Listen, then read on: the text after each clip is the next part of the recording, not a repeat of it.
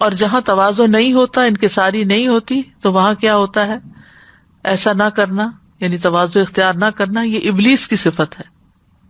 ابا واستکبر وکان من الکافرین، اس نے انکار کیا اور تکبر کیا اور کافروں میں سے ہو گیا. پھر خود کو بڑا سمجھنے کی مذمت ہے. نبی صلی اللہ علیہ وسلم کے نزدیک ناپسندیدہ لوگ کون ہیں؟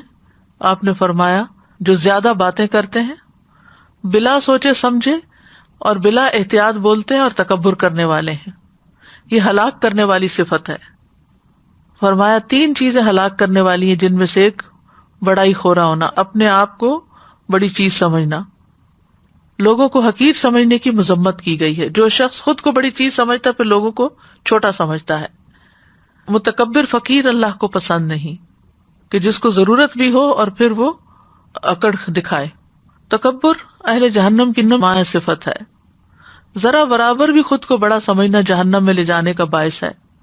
اور خود کو بڑا سمجھنے والے قیامت کے دن متکبروں کو چونٹیوں کی طرح پیش کیا جائے گا، گویا کہ ان کی شکلیں انسان جیسی ہوں گی، ہر حقیر چیز ان سے بلند ہوگی، یہاں تک کہ وہ جہنم کے ایسے قید خانے میں داخل ہو جائیں گے جس کا نام بولس ہوگا، اور ان لوگوں پر آگوں کی آگ چھا جائے گی.